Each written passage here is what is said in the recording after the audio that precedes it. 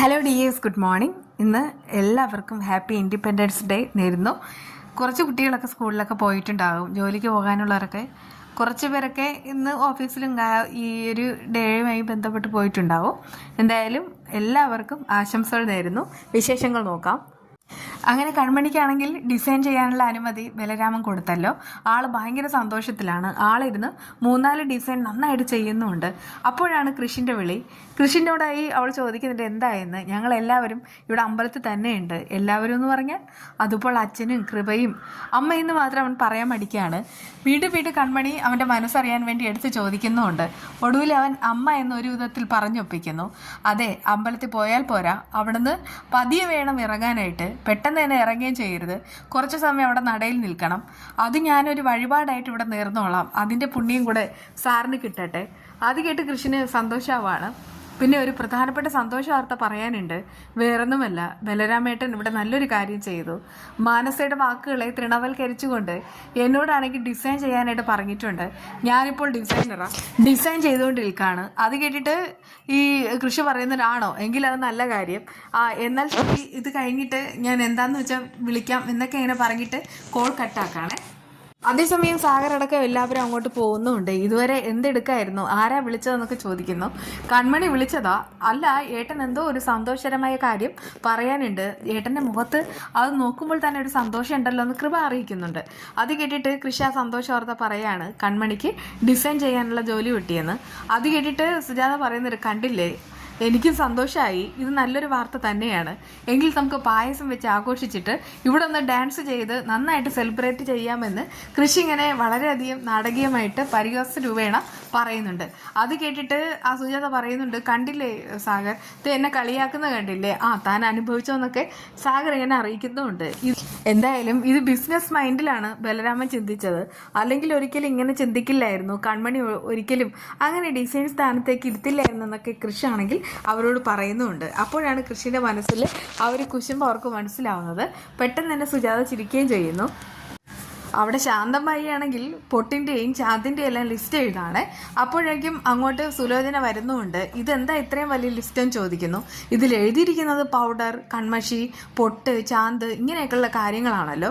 ഇതൊക്കെ ഇവിടെ അർജൻറ്റായിട്ടുള്ള കാര്യവുമല്ല. ഇതെന്തിനാണ് കൺമണിയുടെ കയ്യിൽ കൊടുക്കുന്നതെന്ന് ചോദിക്കുമ്പോൾ ധനലക്ഷ്മി പറയുന്നുണ്ട്, എന്തായാലും ഇവിടെ നമുക്ക് മറ്റൊന്നും കിട്ടുന്നില്ല. കൺമണി അവൾ ഇത് മേടിച്ചു കൊടുക്കട്ടെ, അതിനെന്താ കുഴപ്പം? നിന്നോട് ഞാൻ കാര്യങ്ങൾ ചോദിച്ചില്ല, നിനക്കെന്താ കുഴപ്പമൊന്നും സുലോചന ചോദിക്കുന്നുമുണ്ട്. പിന്നെ ഇവിടെ ഓരോരുത്തർ നമ്മളോട് ചോദിച്ചിട്ടല്ലേ കാര്യങ്ങൾ ചെയ്യുന്നത്. ഇപ്പോൾ തന്നെ വീടിൻ്റെ ആധാരം കൊണ്ടുപോയി പണയം വെച്ച് എല്ലാം തുലച്ചു കഴിഞ്ഞു. ആ സമയത്ത് സുലോചന പറയുന്നുണ്ട്, നീ നിർത്തുന്നത് നിനക്ക് നല്ലതെന്ന്. പെട്ടെന്ന് തന്നെ ശ്രീനിവാസം വരികയാണ്. എന്നിട്ട് പറയുന്നുണ്ട്, വേണ്ട, അവർ എന്താന്ന് വെച്ചാൽ പറഞ്ഞോട്ടെ, അല്ലെങ്കിലും ഇതൊരു കുടുംബമല്ലേ. കുടുംബത്തിലാണെങ്കിൽ എല്ലാവരും എല്ലാ കാര്യങ്ങളും സംസാരിക്കും. പക്ഷേ സാമ്പത്തികമായിട്ടുള്ള കാര്യങ്ങൾ വരുന്ന സമയത്ത് അവർക്കാണെങ്കിൽ ഒരുപാട് നിയമങ്ങൾ അറിയാമായിരിക്കും. അതിപ്പോൾ അവരെയും കുറ്റം പറഞ്ഞിട്ട് കാര്യമില്ല. അത് കേട്ട് ധനലക്ഷ്മി ഒട്ടും കൂസലില്ലാതെ പറയാണ്, ഞാൻ ഇതുവരെ കരുതിയിരുന്നത് ഈ മനോജേട്ടൻ ഒരുപാട് ദുസ്വഭാവങ്ങൾ ഉണ്ടെന്ന്. പക്ഷെ അത് എവിടെ നിന്നാണ് കിട്ടിയതെന്ന് ഇപ്പോഴെനിക്ക് മനസ്സിലായി. അച്ഛൻ്റെ കയ്യിൽ നിന്ന് തന്നെയാണ്. നീ ഈ പറഞ്ഞ് എങ്ങോട്ടാടി കയറുന്നത്? മര്യാദയ്ക്കിരുന്ന് നിനക്ക് കൊള്ളാം, അല്ലെങ്കിൽ ഒരൊറ്റ അടി ഞാൻ കവളത്ത് തരുമെന്ന് സുലോചന പറയുന്നുണ്ട് കേട്ടോ. പെട്ടെന്ന് തന്നെ ധനലക്ഷ്മി പറയുന്നുണ്ട്, നിങ്ങൾക്ക് അത്ര തൻ്റെ ഉണ്ടെങ്കിൽ എന്നെ തല്ലെന്ന്. ഡി എന്ന് പറഞ്ഞിട്ട് തല്ലാന്ന് എടുത്ത് ശ്രീനിവാസൻ തടയിടുന്നുമുണ്ട്. തല്ലണ്ടെന്നൊക്കെ പറഞ്ഞിട്ട് അങ്ങനെ പിടിച്ചു മാറ്റുകയാണ്. ഇതിപ്പോൾ ശ്രീനിവാസൻ പറഞ്ഞിട്ട് പോകുന്ന നേരത്ത് ധനലക്ഷ്മി പറയാണ്, ഇനിയിപ്പോൾ ഇയാൾ എങ്ങനെയാണെങ്കിൽ കടം വീട്ടുമെന്നാണ് പറയുന്നത്. നേരത്തെ ആണെങ്കിൽ ഇവിടെ മാനേജർ വന്നിട്ടുണ്ടായിരുന്നു. അതായത് കുറച്ച് മുൻപാണെങ്കിൽ മാനേജർ വന്നിട്ട് അവരോട് കാര്യങ്ങളെല്ലാം ചോദിക്കുന്നുണ്ട്. പണം എങ്ങനെ പോയതെന്നും എവിടെയാണെന്നുള്ള തുമ്പ് കിട്ടിയതെന്നും അങ്ങനെയൊക്കെ. ശ്രീനിവാസൻ പറയുന്നൊരു കാര്യമുണ്ട്, എവിടെയാണെന്ന് അറിയില്ല, എന്തായാലും ആ പണം പോയി ആയിക്കോട്ടെ, പക്ഷേ എനിക്കാണെങ്കിൽ എൻ്റെ പണം കിട്ടണം. അതിപ്പോൾ കറക്റ്റ് സമയത്ത് തന്നെ പലിശയടക്കം ആ EMI അടച്ചേ മതിയാവൂ എന്നുള്ള കാര്യമൊക്കെ ഇങ്ങനെ അറിയിക്കുന്നുണ്ട്. അല്ലെങ്കിൽ ഉറപ്പായിട്ടും വീട് പോകും എന്നുള്ള കാര്യവും ധനലക്ഷ്മി കേട്ടിട്ടുണ്ടായിരുന്നു. അതുകൊണ്ടാണ് ധനലക്ഷ്മി ഇങ്ങനെ വളരെ ദേഷ്യത്തിൽ ശ്രീനിവാസനോട് പറയുന്നത്. എന്തായാലും എൻ്റെ ഏട്ടനാണെങ്കിൽ എന്തേലും ഒന്ന് കണ്ടിട്ടുണ്ട്, അതുകൊണ്ട് തന്നെ ഏട്ടൻ ഉറപ്പായിട്ടും പലിശയും മുതലും അടച്ചു തീർക്കുന്ന സുലോചന പറയുന്ന സമയത്ത് ആൾക്കാണെങ്കിൽ അസുഖമുള്ളതാ, അതുകൊണ്ട് തന്നെ എവിടെ നിന്ന് എന്തെടുത്ത് വെച്ച് അടയ്ക്കും. ഇതിപ്പോൾ അല്ലെങ്കിൽ പിന്നെ ഇത് കിഡ്നി എന്തെങ്കിലും അങ്ങനെ പറഞ്ഞിട്ട് നിർത്താണ് കേട്ടോ. അത് കേട്ട് സുലോചനയ്ക്ക് ദേഷ്യമാവാണ്. എന്നിട്ട് പറയുന്നുണ്ട്, എടി നിർത്തണ്ട, കണ്ണോ കരളോ കിഡ്നി എന്താണെന്ന് വെച്ചാൽ പറഞ്ഞാൽ മതി, ഏട്ടൻ അത് കൊടുത്തോളും, നിൻ്റെയൊക്കെ മനസ്സിലായിടി. പക്ഷെ ഒരു കാര്യം മനസ്സിലായിക്കോ, ഈ കുടുംബത്തിന് വേണ്ടിയിട്ട് ഏട്ടൻ ഒരുപാട് കഷ്ടപ്പെടുന്നുണ്ട്. ഇത്രയും പറഞ്ഞിട്ട് പോവാണ് കേട്ടോ. നമ്മളീ പറഞ്ഞതെല്ലാം കൂടിപ്പോയോ എന്ന് ശാന്തയാണെങ്കിൽ ധനലക്ഷ്മിയോട് ചോദിക്കുമ്പോൾ, കൂടിപ്പോയില്ല, കുറഞ്ഞു പോയി, അതാണ് നമുക്ക് പറ്റിയ അബദ്ധം എന്നൊക്കെ ധനലക്ഷ്മി പറയുന്നുമുണ്ട്. അതേസമയം സാഗറും കൃപയും എല്ലാം മാറി നിൽക്കുകയാണ്. കൃഷി അങ്ങോട്ട് വരുന്നുണ്ട്. ഒടുവിൽ സുജാത ദേഷ്യത്തിൽ അങ്ങോട്ട് വരികയാണ്. ഞാനാണെങ്കിൽ വഴിപാട് എഴുതുന്ന കൗണ്ടറിൽ പോയതായിരുന്നു, ഈ പ്രസാദം അല്ലെങ്കിൽ ഞാൻ ഒറ്റയ്ക്ക് എങ്ങനെ കൊണ്ടുവരും, നീ എവിടെ പോയിരുന്നടി എന്നൊക്കെ കൃപയോട് ദേഷ്യപ്പെടുകയാണ്. കൃപ പറയുന്നുണ്ട്, അമ്മയാണെങ്കിൽ ഇവിടെയുള്ള കല്ലും മുള്ളും എന്ത് കണ്ടാലും അമ്മ അവിടെ തൊഴുതു നിൽക്കും, എനിക്കാണെങ്കിൽ അതൊന്നും വയ്യ ഡി, അതൊക്കെ ഒരു സങ്കല്പമാണ്, നമ്മളായിട്ട് അങ്ങനെ ഇങ്ങനെ പറഞ്ഞാൽ നമുക്കാണെങ്കിൽ അതിൻ്റെ ദോഷം ഉണ്ടാകുന്നൊക്കെ പറയുന്നുമുണ്ട്. ആ സമയത്ത് തന്നെ കൃഷ് അങ്ങോട്ട് വരികയാണ് കേട്ടോ. അപ്പോഴേക്കും അവരാണെങ്കിൽ ഈ പ്രസാദം തൊടാനായിട്ട് പോവുകയാണ്. കൃപ വന്ന് നിൽക്കുന്ന സമയത്ത് സുജാത പറയുന്നുണ്ട്, ഇതൊക്കെ ഓരോരുത്തരുടെ പേര് പറഞ്ഞ് ചെയ്യിച്ചതാണ്, നിൻ്റെ പേര് പറഞ്ഞിട്ടല്ല ചെയ്തത് എന്ന് പറഞ്ഞിട്ട് കൃഷിനാണെങ്കിൽ ഇട്ട് കൊടുക്കുന്നുമുണ്ട്. കൃഷി ആ സമയത്ത് അമ്മയുടെ മുഖത്തേക്ക് ആർദ്രമായിട്ട് നോക്കുകയാണ്. രണ്ടുപേരും തമ്മിൽ പൊരിഞ്ഞടി നടന്നെങ്കിലും ഇപ്പോഴും തന്നോട് സ്നേഹമുണ്ടെന്ന് കൃഷിനാണെങ്കിൽ മനസ്സിലാവുന്നു. അങ്ങനെ അമ്മയും മകനും കുറേ നേരം നോക്കി നിൽക്കുന്നു. ഇനി പായസം കൊടുക്കുന്ന സമയത്ത് ഈ കൃപ പറയുന്നുണ്ട്, എനിക്ക് താന്ന്, അങ്ങനെയല്ല, നമ്മൾ ആർക്കിടെ പേർക്കാണോ ആദ്യം ഇത് നമ്മൾ വഴിപാട് കഴിച്ചത് അയാൾക്ക് തന്നെ ആദ്യം കൊടുക്കണം. എന്നിട്ട് കൃഷ്ണനോട് പറയുന്നുണ്ട് എടുത്ത് കഴിക്കാനായിട്ട്. കൃഷി പറയുന്നുണ്ട് എനിക്കങ്ങും വേണ്ടാന്ന്. ദേ സാഗർ ഇത് കണ്ടോ, എടുത്ത് കഴിച്ചാൽ എന്താ കുഴപ്പം? സാഗർ പറയുന്നുണ്ട്, ഇത് എനിക്കല്ലല്ലോ തന്നത്, നേരിട്ട് തന്നെ പറഞ്ഞാൽ പോരെയെന്ന്.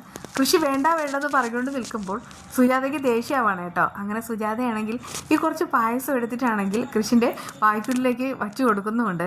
എന്നിട്ടാണെങ്കിൽ സാഗറിൻ്റെ വായ്ക്കുള്ളിലും കൃപയുടെ വായ്ക്കുള്ളിലും വെച്ചു കൊടുക്കുന്നു. സുജാതയോട് കളിച്ചാൽ ഇങ്ങനെ ഇരിക്കുന്നൊക്കെ സാഗർ തമാശയ്ക്ക് പറയുന്നുമുണ്ട്. അച്ഛൻ എന്തോ ഒരു അനുഭവം കിട്ടിയിട്ടുണ്ടെന്ന് പറഞ്ഞിട്ട് കൃപയും ചിരിക്കുന്നു. അങ്ങനെ എല്ലാവരും കൂടെ തമാശയ്ക്ക് ഓരോന്ന് പറഞ്ഞ് ചിരിക്കുകയാണ് കേട്ടോ ചെയ്യുന്നത്.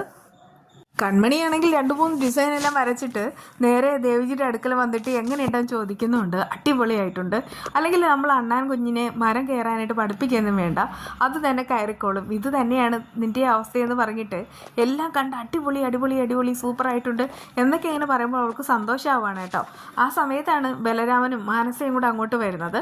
കൺമണിയാണെങ്കിൽ ഡിസൈൻ കാണിച്ചു കൊടുക്കുന്നുണ്ട്. ചുരുങ്ങിയ സമയത്തിനുള്ളിൽ വരച്ചോന്ന് ചോദിച്ചിട്ട് ബലരാമ ഓരോന്നും കണ്ണുപിടിക്കുകയാണ്.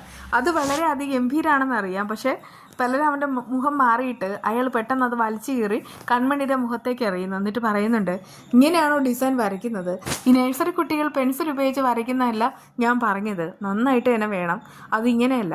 പക്ഷേ എനിക്കിപ്പോൾ ഒരു കാര്യം മനസ്സിലായി, നേരത്തെ മാനസ നിന്നെയാണെങ്കിൽ കുറച്ച് ദിവസത്തേക്ക് ചായ കൊടുക്കാൻ വേണ്ടി പറഞ്ഞയച്ചു, നിനക്ക് പറ്റിയ പണി അത് തന്നെയാണ്, നീ ഇനി ഡിസൈൻ ചെയ്യണ്ട, നീ പോയിട്ട് ചായ കൊണ്ട് കൊടുത്താൽ മതി എന്ന് ഉറപ്പിച്ച് പറഞ്ഞിട്ട് പോവാണ് കേട്ടോ. ആ സമയത്ത് അത് കേട്ട് കൺമണിക്ക് ഭയങ്കരമായിട്ട് സങ്കടമാവാണ്. കൺമണി കരയുകയും ചെയ്യുന്നു.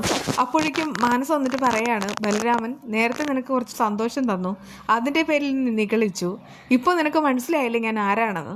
എന്നിട്ട് നേരെ ബലരാമൻ്റെ അടുക്കലേക്ക് പോവാണ്. ബലരാമൻ പറയുന്നുണ്ട്, എന്തായാലും ഇപ്പോഴൊരു കാര്യം മനസ്സിലായില്ലേ, നിനക്ക് സന്തോഷം കിട്ടുന്ന എന്ത് കാര്യം ചെയ്യാൻ തയ്യാറായിട്ട് തന്നെ ഞാൻ നിൽക്കുന്നത്, ഇനി എന്താണെന്ന് വെച്ചാൽ പറഞ്ഞാൽ മതി, ഇതുപോലെ ഞാൻ നേടിത്തരാം എന്ന് പറഞ്ഞിട്ട് അവളുടെ കണ്ണുകളിലേക്ക് നോക്കുകയാണ്. ആ സമയത്ത് മാനസയും കണ്ണുകളിലേക്ക് നോക്കുന്നുണ്ട്. ആ സമയത്ത് മാനസയ്ക്ക് ഒരു കാര്യം ഉറപ്പായിരിക്കുന്നു, ബലരാമനെ തനിക്ക് തന്നെ കിട്ടുമെന്ന്.